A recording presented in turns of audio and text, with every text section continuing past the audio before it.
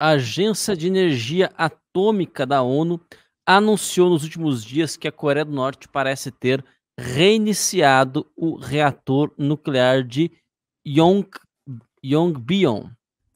Um relatório desse mês afirma que há sinais de que o reator inativo desde dezembro de 2018 tenha voltado a funcionar.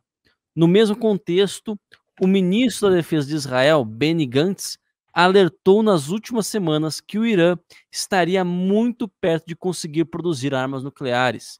Abre aspas. O Irã está a apenas 2 meses de adquirir os materiais necessários para uma arma nuclear, fecha aspas, disse Gantz em uma reunião de 60 embaixadores em Tel Aviv. Os dois fatos levantam a preocupação em torno de regimes extremistas que ameaçam as democracias, né? Paulo, você poderia explicar um pouquinho melhor a situação para a gente? Infelizmente eu posso explicar um pouquinho melhor a situação. Bom, você tem aqui a situação no Irã é a seguinte: o Irã hoje tem já, tá, instalações, usinas, capacidade de enriquecer urânio entre 60 e 80%. Você precisa algo de em torno de 90% para você produzir armas nucleares. Ah, Paulo, mas o Irã jura que as instalações são só para uso civil. Poxa, o Irã precisa. Coitado, o Irã quase não tem petróleo, então eles precisam muito de uma instalação para uso de uma instalação nuclear para geração de energia. Eu falo, querido, só que instalação nuclear para geração de energia, você enriquece urânio a 5%. Eles estão falando de 60%, 80% já de capacidade, segundo os próprios, tá? Não sou eu que estou dizendo, não. Em 2015, vocês devem lembrar, para quem não, algumas pessoas podem não acompanhar, a administração, eu vou chamar aqui agora de Obama-Biden, ou Biden-Obama, fez um acordo nuclear com o Irã, dizendo que levantaria algumas sanções do Irã e deram, inclusive, dizem que não era parte do acordo, mas aconteceu no dia seguinte do acordo, mandaram 1,8 bilhão, 1,8 bilhão de dólares em cash. Cash que eu estou dizendo é notas de dólar, mandaram 1,8 bilhão de dólares para o Irã como parte extraoficial do acordo. Disseram que era para reparar as armas que os Estados Unidos não tinham dado para o Irã, que o Irã tinha comprado, os Estados Unidos nunca tinham entregado depois lá da queda do Shah, do Reza Pahlavi, mas não foi nada disso. Foi, obviamente, aconteceu no dia seguinte, então foi parte do acordo do Obama. Obviamente, o Irã riu da cara dos americanos. Como é que pode alguém acreditar que você vai fazer acordo com uma nação terrorista, que eles vão cumprir os acordos? E, segundo o próprio Israel, segundo uma tonelada de evidências fornecidas por Israel, na época pelo Bibi Netanyahu, o Irã utilizou este dinheiro americano e o dinheiro das sanções que os americanos levantaram justamente para financiar o seu programa nuclear, né? Então, obviamente, quando o Donald Trump entrou, ele falou, suspendeu o acordo, retomou as sanções que ficaram vigentes até agora, e teoricamente algumas delas ainda estão, até que o Joe Biden entrou dizendo que não, que ia retomar o acordo com o Irã, o acordo que o Irã já tinha descumprido, e começou a pegar leve com o Irã. Veio a China por trás, fez um acordo agora recentemente, coisa de uns 2 ou 3 meses atrás, um acordo para compra de petróleo do Irã, um baita acordo de parceria com o Irã para refinanciar o regime. Resultado da história, está aí o ministro da Defesa de Israel dizendo que o Irã, faltam 2 meses para o Irã virar uma potência nuclear.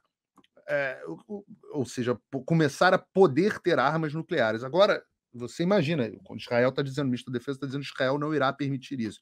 E aí você pode imaginar uma possível guerra de antemão, uma guerra de Israel contra o Irã. Por que eu estou te falando isso? Porque o Irã é conhecido por armar o Hezbollah, Hamas, e você sabe que a gente acompanhou agora no início do ano a quantidade de ataques de mísseis que o Hezbollah e o Hamas fizeram a Israel. Israel foi lá, conseguiu ir lá na faixa de Gaza, desestabilizou militarmente, matou um monte de gente, matou um monte de líder militar do Hezbollah, mas as armas estavam vindo todas, os mísseis, os foguetes estavam vindo todas do Irã.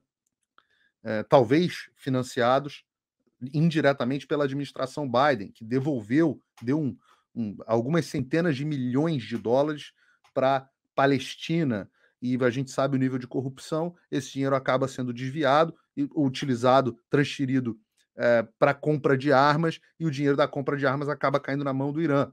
Então a administração Biden acaba financiando esse tipo de coisa.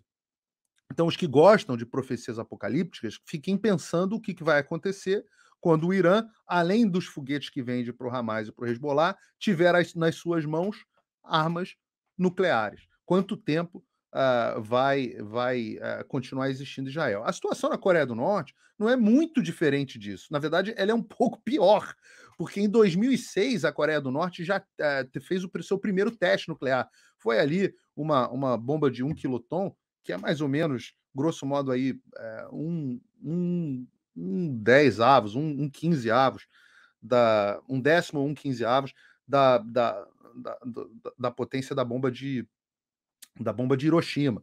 Mas ainda assim faz um estrago danado, e desde então eles já fizeram 6 testes. Estou falando de 2006, né? Desde então já fizeram 6 testes. Quando o Trump entrou,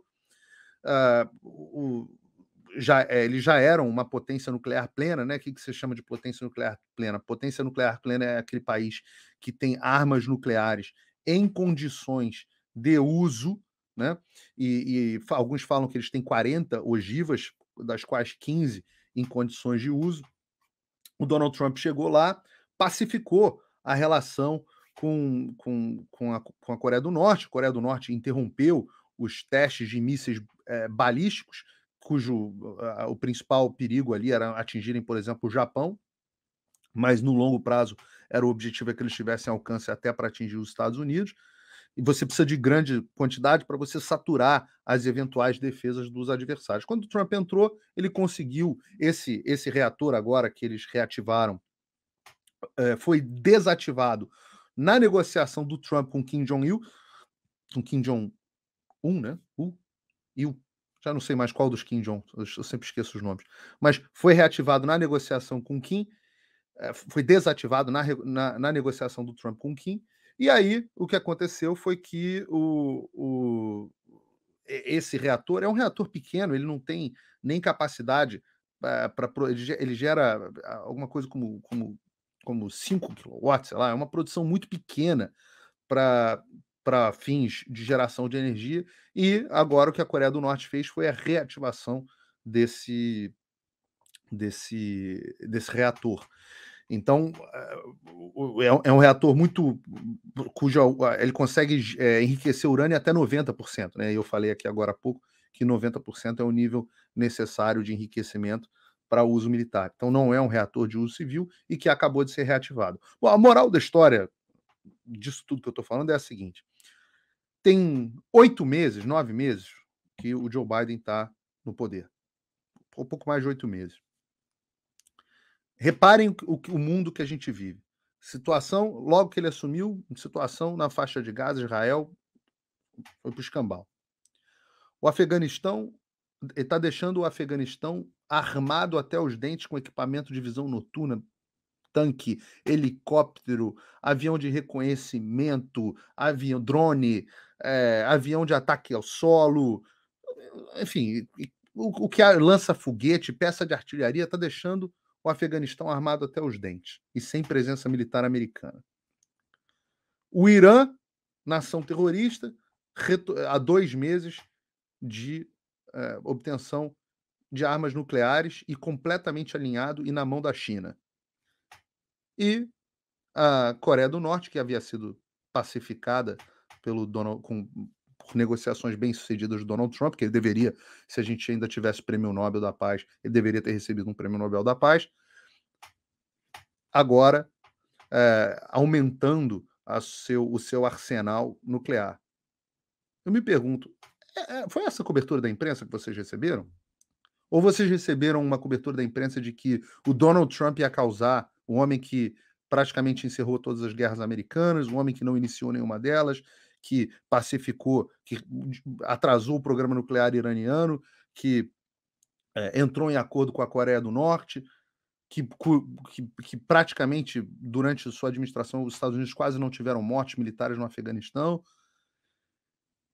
Esse era o homem que ia causar o apocalipse. E o Joe Biden venderam para você que eram os adultos voltando às relações internacionais, voltando às relações diplomáticas. A imprensa, esses professores que eu debati ano passado na PAM milhões de vezes, debati em tudo que é lugar, era isso que eles prometiam para vocês.